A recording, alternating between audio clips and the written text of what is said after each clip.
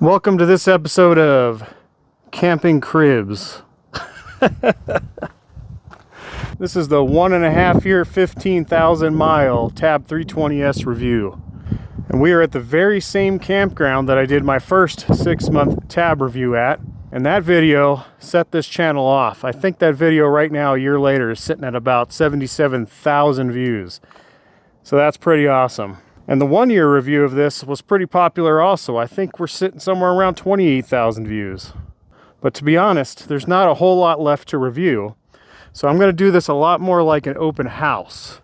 I'm just going to show you all the ins and outs, go in and out of all the cupboards, show you all the systems, tell you what I like, dislike, or what I've changed or would like to see a change in, which isn't much. Now, before I get rolling on this, I want to tell everybody I'm not affiliated with the RV industry or Nucamp that makes the Tab at all. And I'm definitely not sticking up for crappy RV manufacturers out there. So if there's anything I say may have an issue with or had an issue with, it's nil in comparison to some when it comes to this. And I'm not justifying crappy manufacturing, but I'll explain some of that when I get to it. So let's go ahead and get into this and start on the outside first. For those that haven't been watching the channel, my year Tab is a 2023 model 320S boondock. I added these really nice Seabiscuit storage boxes to match the center box. The Tab does come with this boondock rack, at least in this year. In the newer year, they're changing out to one big large box, which is pretty cool. Of course, I added this tire cover.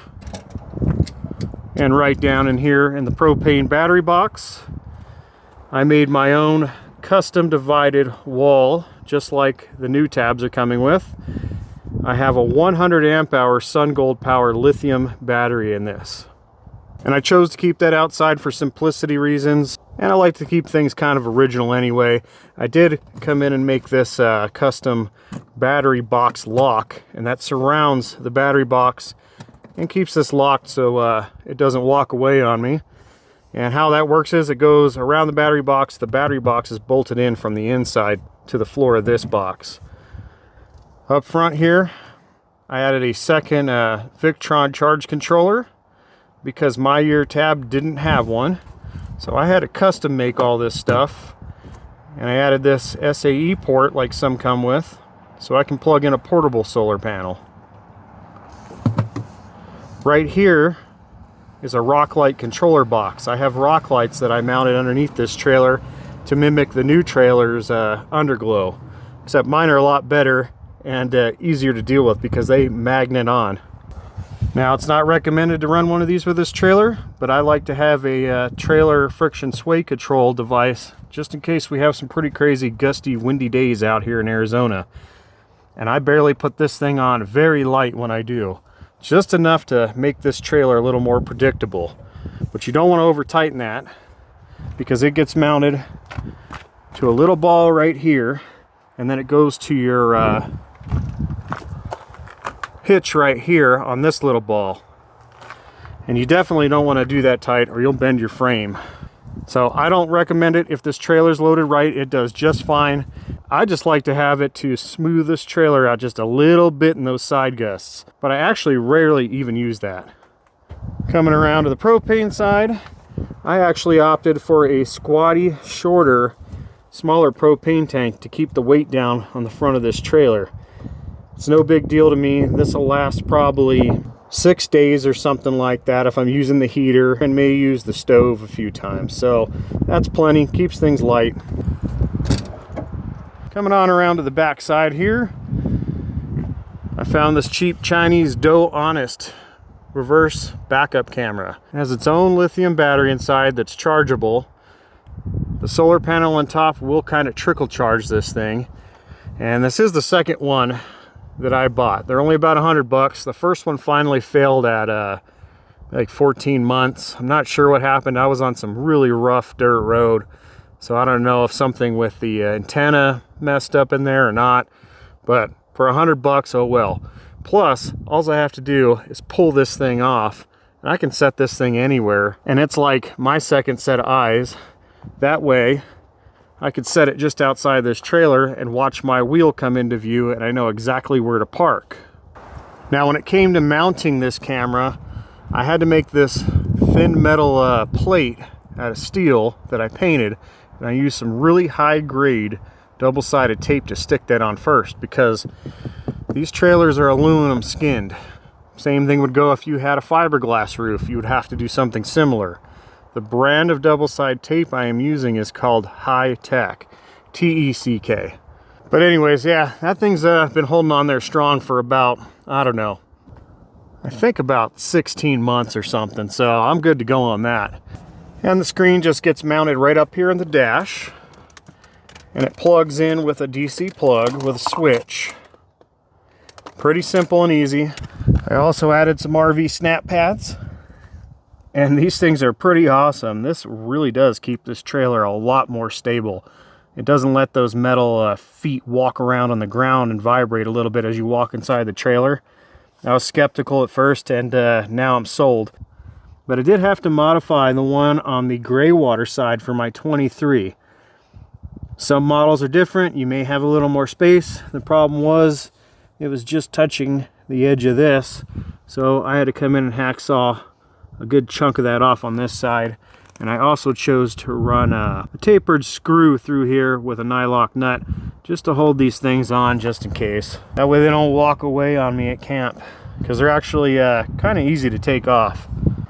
The next thing I decided to add was this RV smart plug, and this is a way better design than an old twist lock crap. You can see these connections are huge. The plug that goes on here is pretty good size. It snaps right over, has two jaws that lock in. Now, the one that comes factory on this is a 3-hole design.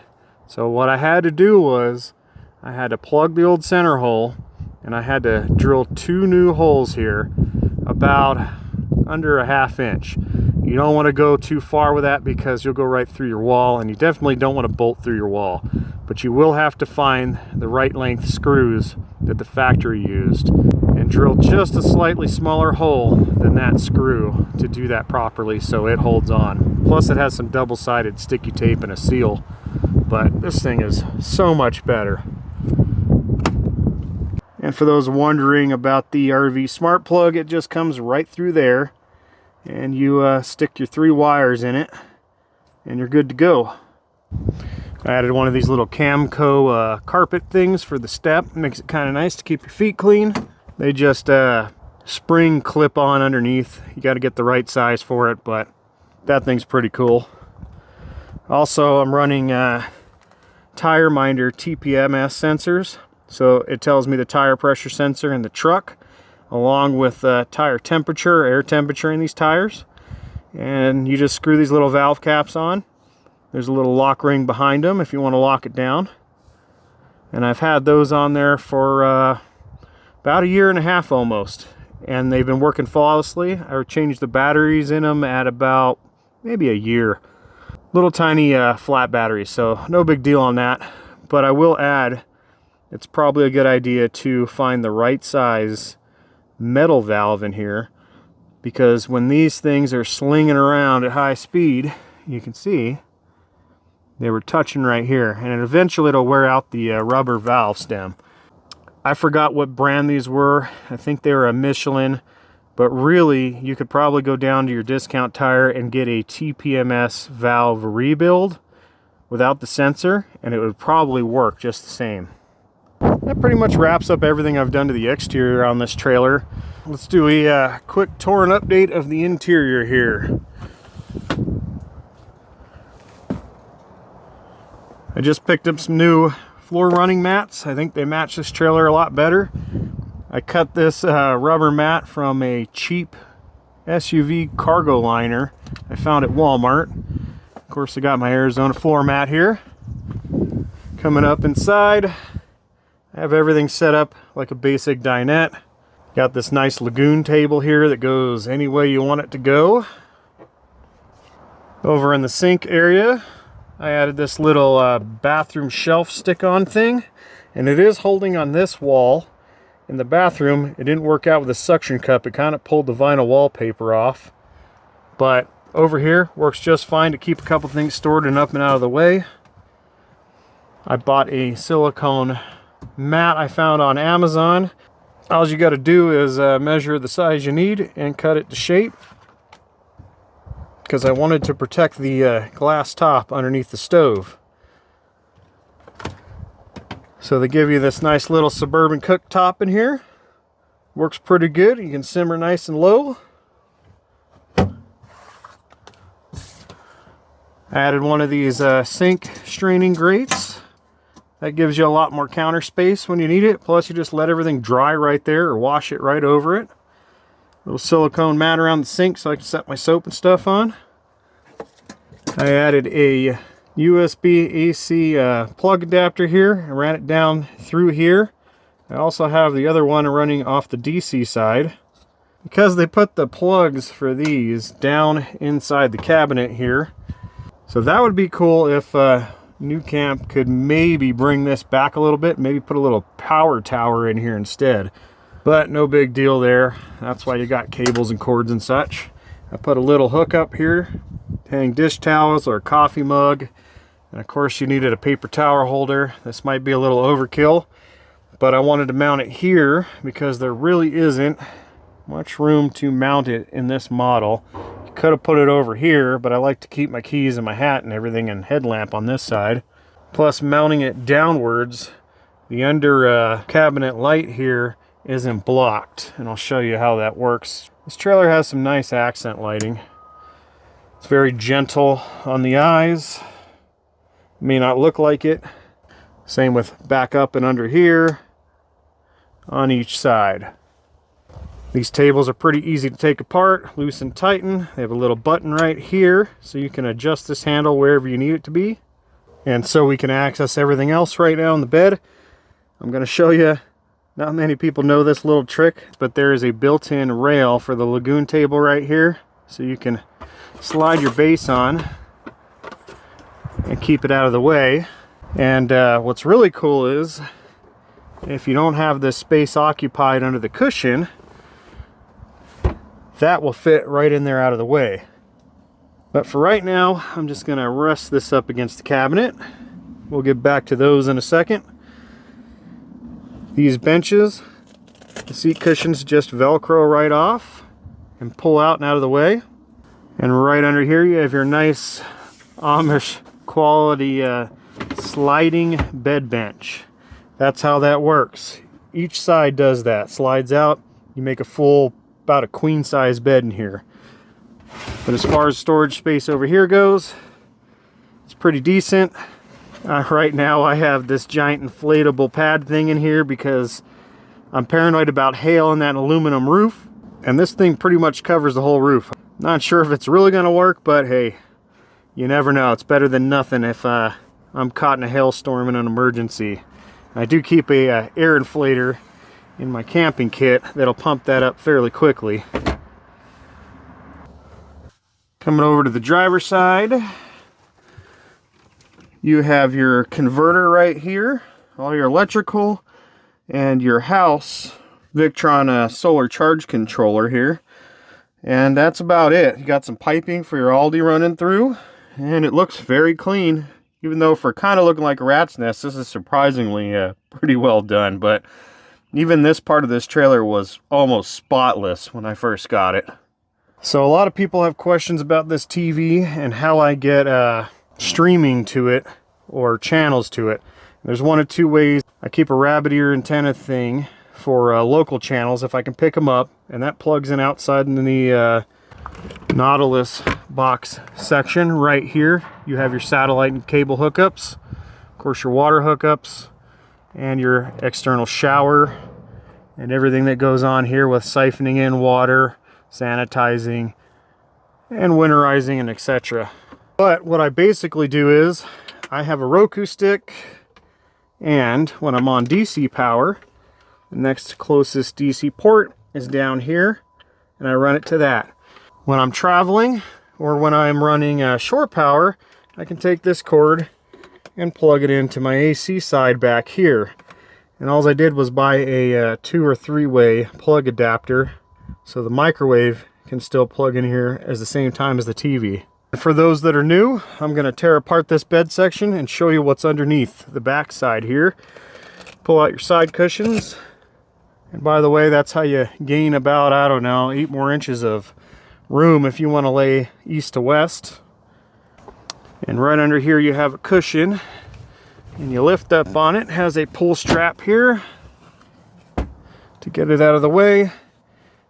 And here's the inside of your Nautilus system. And here's your Aldi hot water and trailer heater.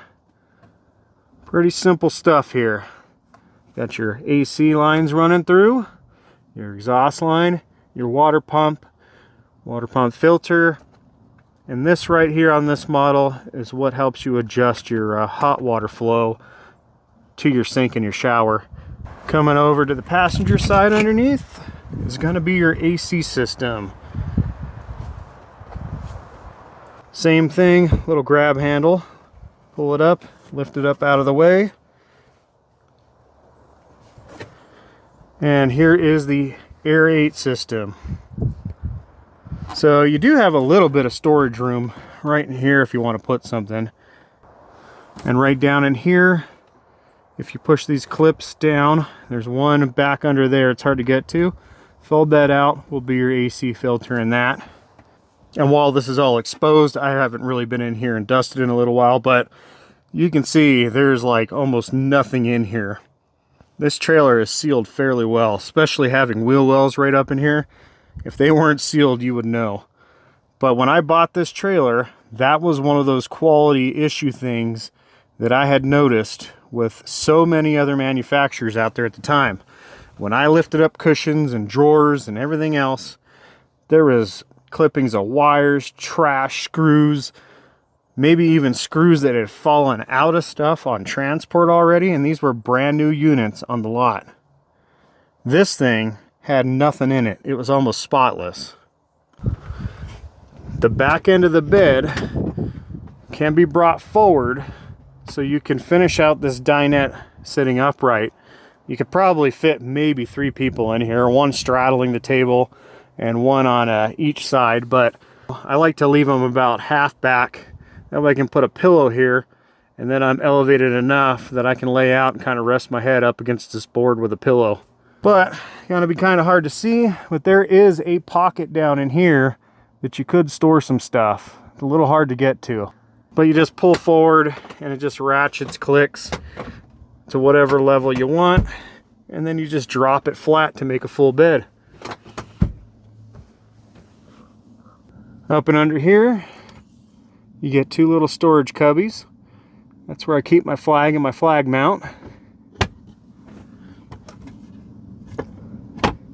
Right now I have this wood panel exposed because I haven't put it back on yet. I wanted to get to my bleeder valve that's back there because I just had my Aldi glycol serviced.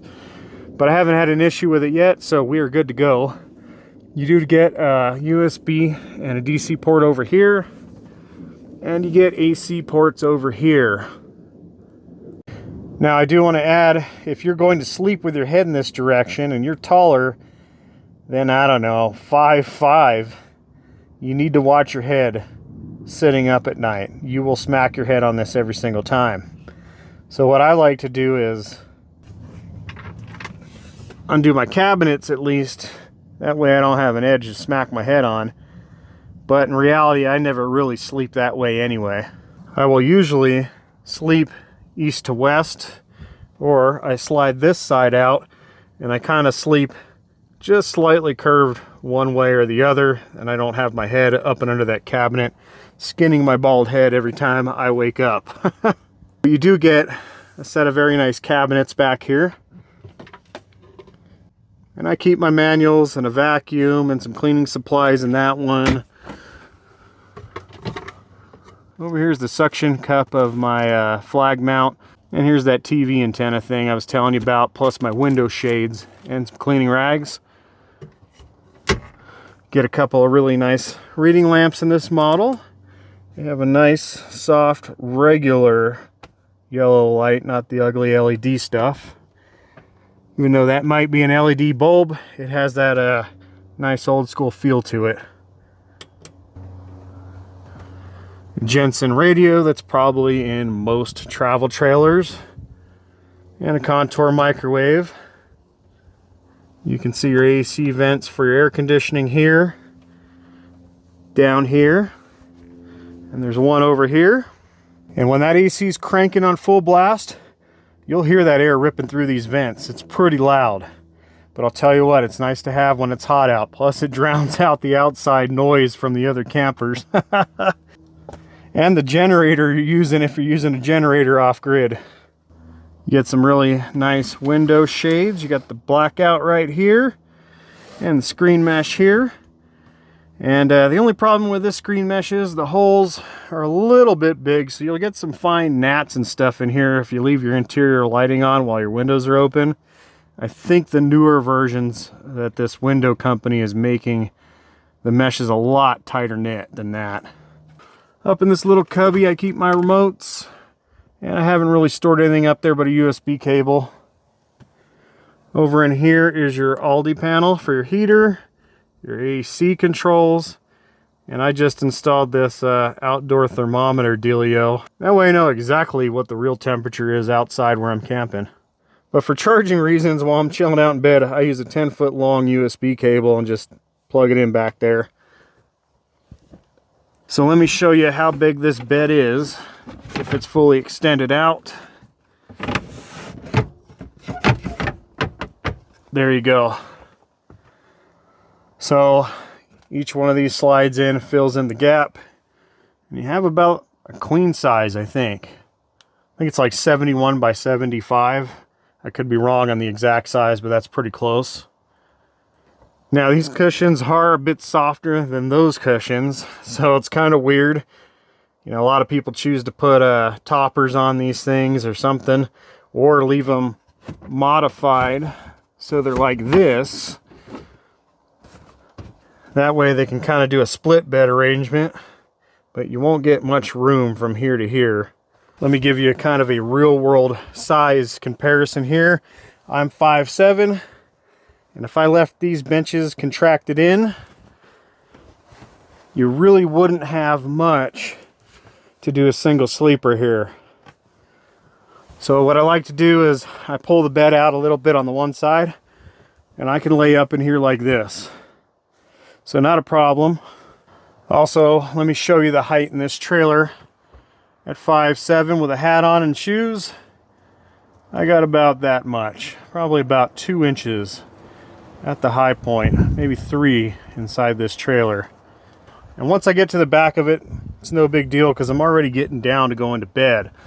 So that slope don't bother me. Obviously, this trailer isn't made for very tall folk, and if you are tall, this is better than a tiny teardrop. At least you can kind of crouch down, change in here. So that's up to you on that one. If you want a taller trailer, buy a Tab 360 or a 400. Over here is all your controls. Pretty obvious. Interior lights, porch light, water pump. You can check your battery, fresh water, gray water. And by the way, when I changed to a lithium battery, that charge profile is a lot higher. You can't go by that old dum-dum gauge. My battery has a Bluetooth module built in, so I can monitor that through the app. Plus, your converter, even though they claim they're a Wifeco auto detect here, will not auto detect lithium. There's a little bridge thing you can buy to link the circuit board over to tell it it's lithium, but I just chose to leave it alone, and I rely on the solar on the roof to top up my lithium battery to full. So not a big deal. Plus, I like to leave things kind of original. In the instance I do sell this trailer, people can do whatever they want with it, and it's still kind of factory stock. And in the emergency that my battery took a crap, I have a charge profile for a regular AGM already built into this trailer, and there's no issue with overcharging. All right, let's take a look at this little refrigerator here. I'm not sure on the exact cubic footage here, but it works out pretty good for a weekend for 2 people, unless you're really good at packing things, or you can run into town every couple days and restock it. I mean, it's kind of cool. At least I got a little freezer in here. This efficiency on this new 12-volt fridge running on battery isn't too bad. Down over here, you got a cabinet. I keep a wood cutting board and just a basket with all my junk in there, but pretty decent space. I know a lot of people put some slide out racks and things in there. That'd be pretty cool, you know, but that was simple, easy, and it keeps things in place. Top shelf, I just keep my totes and some window cleaner, but very nice quality on this cabinetry. That's the thing you don't see in many new trailers these days is actual wood. You see fake wallpapered compressed wood, but not actual wood. Now in the past, Nucamp was known for beautiful cabinetry, but they've kind of changed that to change the design, probably to make things a little lighter weight, probably saving on cost. So this is technically, I think, probably a piece of plywood, and they put veneers on the edge, but they do a very good job at it. So it's nice to know it's actually wood. They use great hardware. These things can be a pain sometimes. I did replace one down here, and since I've done that, I haven't had a problem with these little latches and locks. And by the way, I'm going to go over where you can get a lot of this stuff if you do need it. And down over here, we have a nice little slide out drawer. I just keep my solar charging stuff here, and my Victron battery charger, some extra toilet pods, and some fresh scents in here. But very nice construction. You can see the joint here. Beautiful woodwork. Now when it comes to these windows up front, there is a trick to them. Since they're on a weird curve, they can get a little sticky. So just work them up and down very easily. Sometimes I have to do this one at a time. It doesn't like to work together to that point. And what happens is I start getting crinkles in here because it's trying to roll on an edge. And like I said, I think the newer version of this is better because the folds are smaller. But what I like to do when I get to this point is not force things down and destroy them and crinkle them and break them. Get to about here, and I just take my hand and just kind of guide that down in there. That way everything folds into its pocket nice and neat.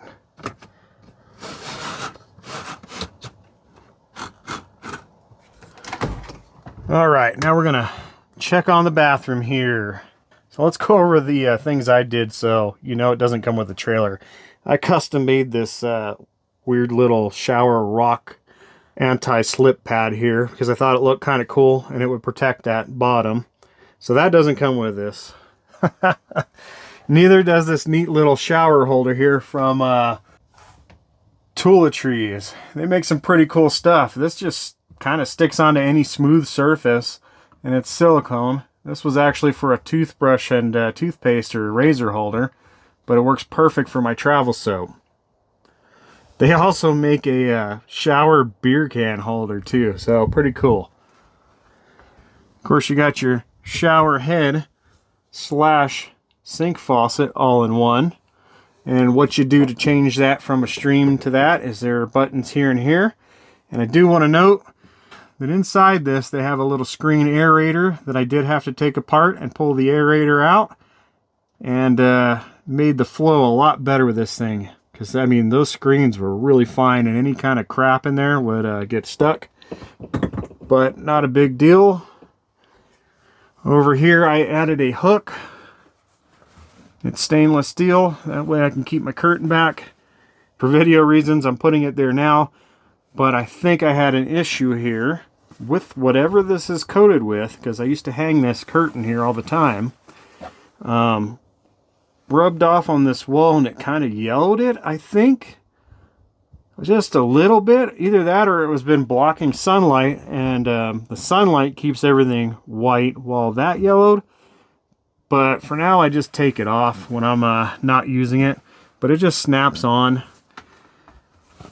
And it comes across the door right here like this, and there's a few snaps down the inside, and that keeps everything sealed off and it keeps your door from getting wet and any water from coming down and out here on the floor.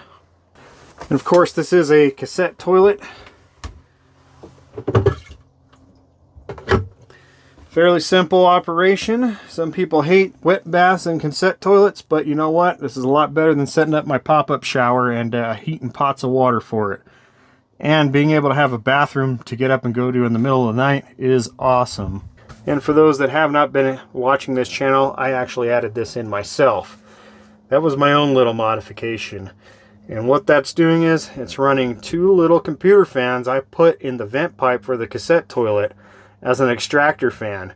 And at camp, it works pretty good. It sucks all that smell right out of that.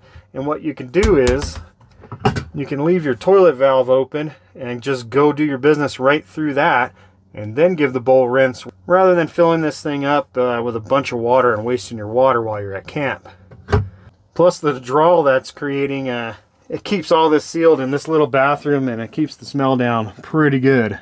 And the reason I want to keep water consumption down, these little tabs only have a 19-gallon fresh tank and an 18-gallon gray water tank. Now, I've been camping forever and tent camping, so I've been used to conserving water. But 19 gallons of fresh water allows me to wash all my dishes, take 2 short showers, and have a little left over for the trip home in case I need to wash something up. So perfect. To extend that, I bring a 5-gallon jug of water. You could go to the campground spigot, get more water. Of course, you want to use a water filter to do that, just in case, but no big deal. So boondocking wise, it may not hold enough water for you if you like taking showers a lot. Just buy a couple 5-gallon water jugs and bring them with you. I did decide to swap out the factory Dinette fan with a Max fan. And this thing is way better than that Dinette fan. You got 10 speeds in or out. You even have a little button here you can kind of set a temperature for this thing to kick on and off at. I didn't opt for the remote version because if I'm sitting on the bed, I can literally reach up and just press a button. I don't think I need a remote for that, and I don't need the complexity. But maybe a remote would have been a good idea, because now you have dual redundancy. If those little buttons take a crap, you got a remote and can work it from there. All right, now we're going to talk about issues that I've had with this thing. We're going to go over that again. I haven't had any new issues with this in probably the last 6 months. And the few issues I've had were almost nil. Now, I'm not sticking up for Nucamp or the RV industry here, and I'm going to explain why. Every manufacturer has issues and problems. You just got to pick the better version of one of those that has the least amount of problems, just like vehicles. Some people claim Toyota's the most reliable, or Ford or Chevy. Well, let me tell you what, I've owned 2 F-150s with 200,000 miles on them, and I've only had 1 or 2 issues. My Tacoma's already had a couple issues, and it has 145,000 miles on it, and it's supposed to be the ultimate in reliability and build. So when you get a good one, you get a good one. When you know how to take care of things, most importantly, is when things last. So you need to stay up on stuff, especially RV stuff. Now, this is my first RV, but I have friends that have had plenty of travel trailers and tell me about all the horrors and issues. Plus, when I walked the lots, I looked at new and used, and I looked at the used stuff to see what was holding up and what wasn't. And I looked at the new stuff, and many of these different other RV manufacturers out there had things falling apart brand new on the lot, and they'd only been there for a couple months. Wallpaper peeling, screws had fallen out in transport, stripped out of the wood.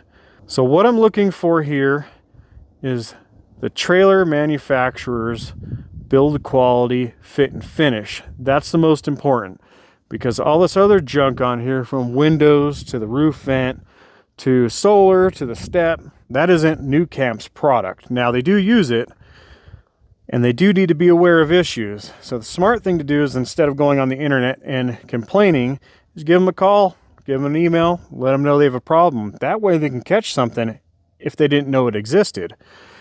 They are one of the very few companies that actually takes that serious.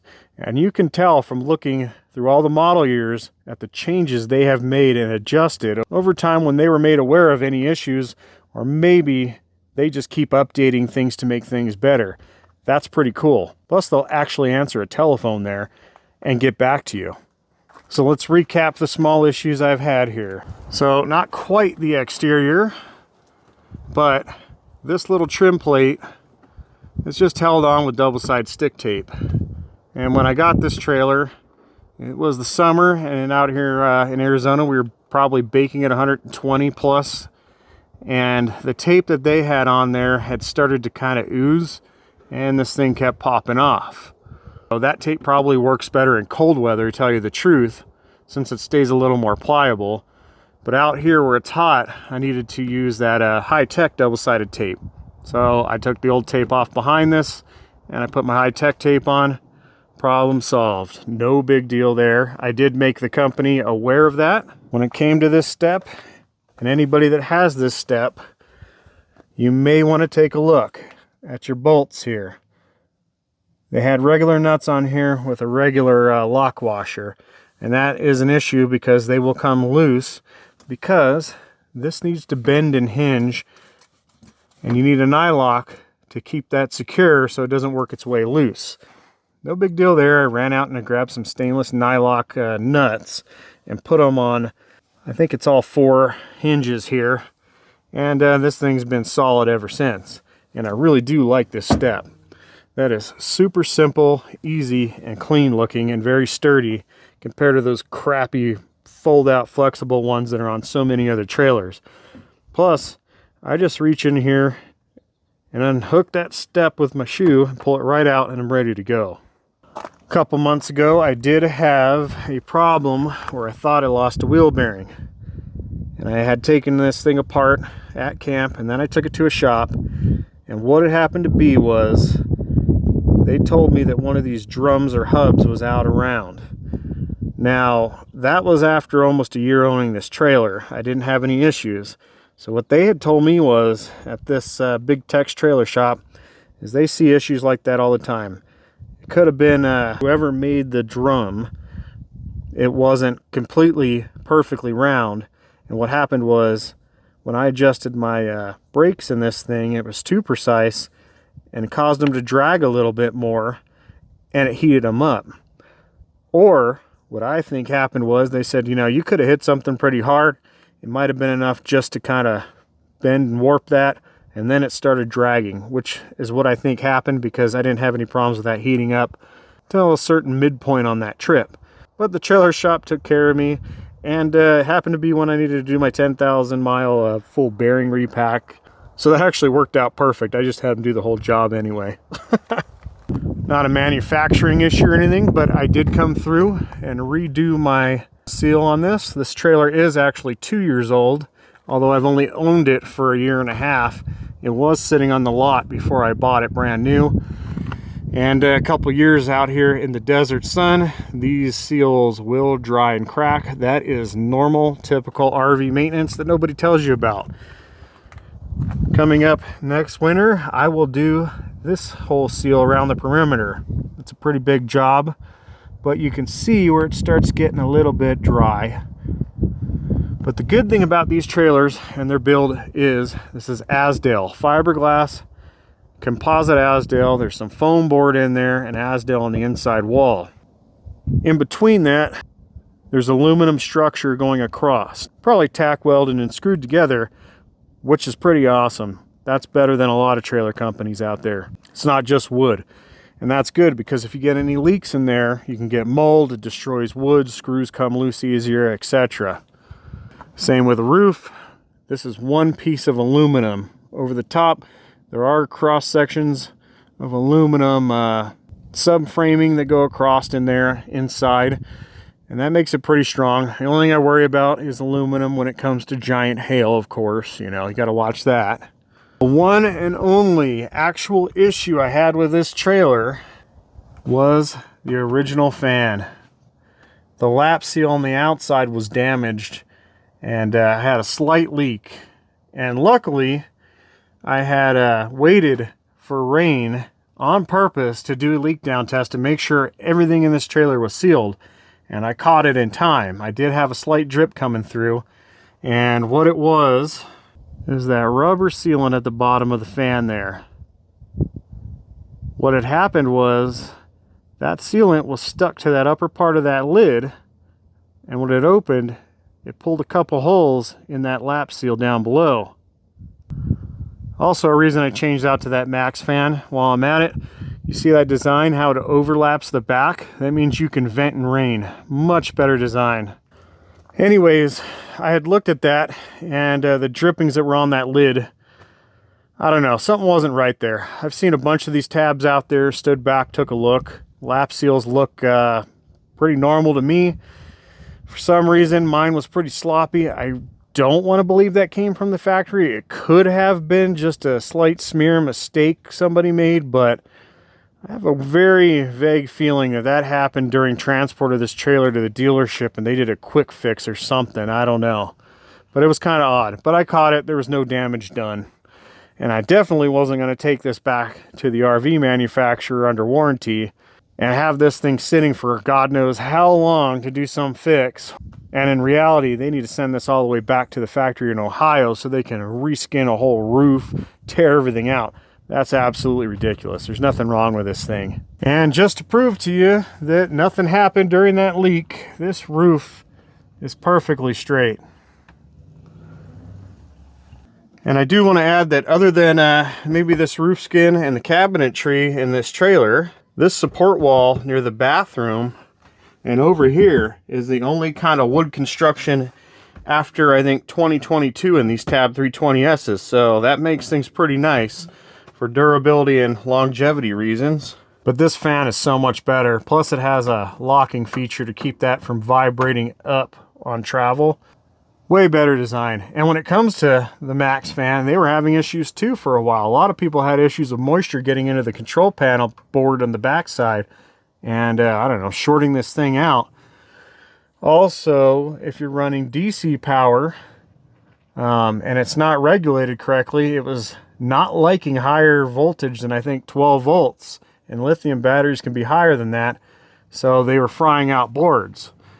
When I installed this, I noticed in the line, it looked like they had added a resistor maybe on the power cable end to fix that issue. And it looked like, at least I could see from one side, that they had coated that board.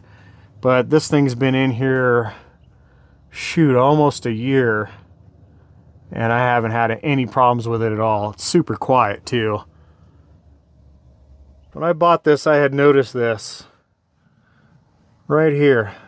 This door is slightly warped out, and before you buy anything new, you note this to your RV salesman and you tell them everything that is wrong with this trailer. They're supposed to fix these before they leave. And that company actually did. They sent me a whole new door panel, which I haven't even put in yet, because it actually works out, because I can stick my dish towel right in here. Plus, I don't want to have to change that out if I don't have to, but the reality is here, that isn't manufacturing at all. It is wood, and it is doing wood stuff. Out here in the heat, it gets pretty hot, and when things finally dry out, they can warp. And you may get a little bit of cracking. That is normal stuff. So what I'm going to end up doing here is buy a little bit of touch-up stain and just kind of touch that up. You'll never see it. But it's so dry out here that that's kind of run-of-the-mill for Arizona stuff, man. I mean, plastics, everything just disintegrate. So for this stuff to be hanging that long, and that's my only issue, not bad at all. And I can't blame Nucamp for that. They don't make trees. It's just what wood does. But I am glad that I can actually knock on real wood here. But I want to go over some stuff. I want you to look at the perfect fitment of all this, okay? The attention to detail on a lot of things in this trailer and how it was put together. The seam up here is perfect. All this is good. I really like how this stuff lines up perfect with that curve, especially right here. Look at that. Everything has stayed nice and tight and hasn't fallen out yet. Perfect seams. And if you ever have any problems with this vinyl wrinkling or anything in this trailer, bubbling, the fix to that is you take some low heat from like a hairdryer, warm up this surface, and just gently smooth it out, and back it'll stick right back where it was. But I haven't had any issues other than trying to hang that suction cup bathroom thing in there. The only other thing I can think that would be a good idea for them to add, other than an actual max fan direct from the factory instead of the Dometic one, is, like I said earlier, putting in some kind of a extractor vent system for the cassette toilet to keep some smell down on travel at least, or while you're at camp. So far so good. I am really pleased with this trailer, and I hope people out there don't think that I'm making excuses for the RV industry here. This thing is probably about as perfect as you can get. These little tabs are first class. Now they are a little pricey up front, and I did buy new. I didn't really want to buy new, but at the time I was looking for a trailer, a couple months went by and I didn't find any of these on the forums or internet anywhere for sale. And if they were probably about 10 years old, and I wanted something a little bit more up to date. So I bought new. So sitting on the lot probably 5-6 months, and they gave me a little bit of a break. With the break, it was somewhere around 30 out the door. Now, that's a lot, but everything in the last couple of years has skyrocketed, I don't know, $10,000, $12,000 for vehicles and RVs. Pretty crazy. But the cool thing is, other than maybe like an Airstream or a Lance, a few other things, these little trailers tend to hold some value.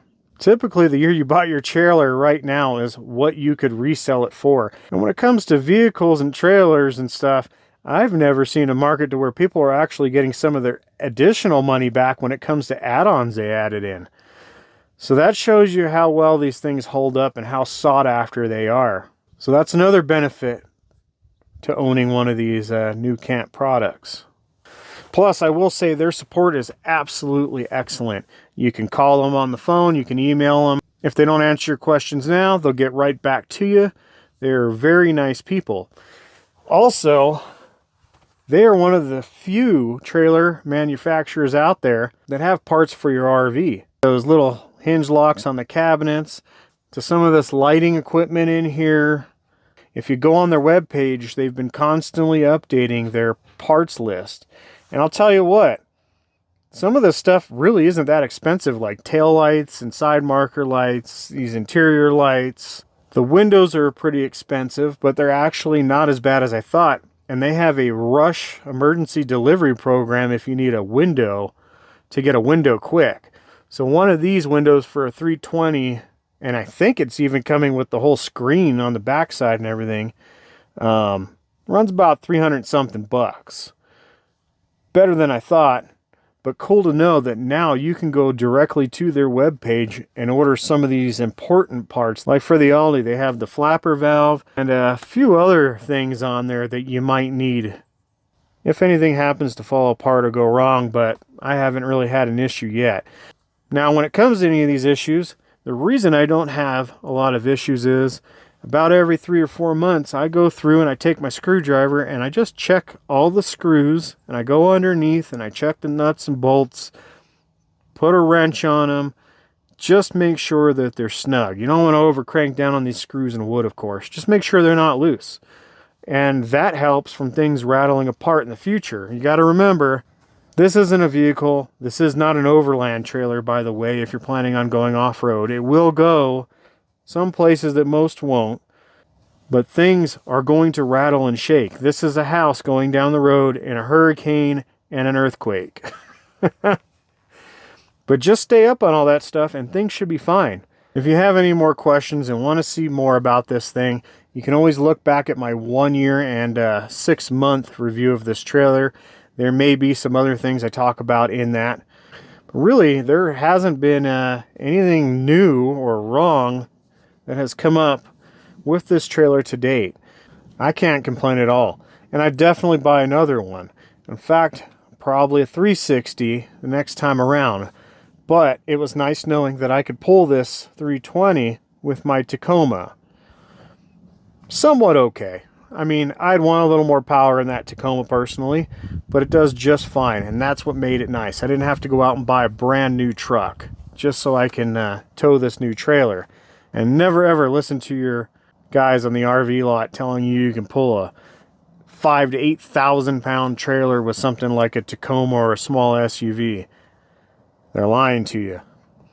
You could probably at 30 miles an hour, but definitely not going to really be able to travel with it and do highway speeds. It'll be miserable. You'll be burning up your transmission and ruining your vehicle. So this little tab at 2,400 pounds loaded is pretty good. You could probably really push it with a tab 360, but you're really going to have to beef up your rear leaf springs on a Tacoma. Probably add some sumo bump stops and whatnot. And take your time staying under probably 60 miles an hour. But it is what it is. Alright, I think I've talked way too much once again about this tiny trailer. But it is the star of the show. But in a couple weeks, I will be hitting a new campground once again. A place that I have been trying to get into for a few years here. Very small, but in an awesome location. So if you like this video, go check out all my other videos down the line. I got all kinds of stuff on there that may just help you out or give you some ideas or insight into camping or this travel trailer. See you all in a couple weeks.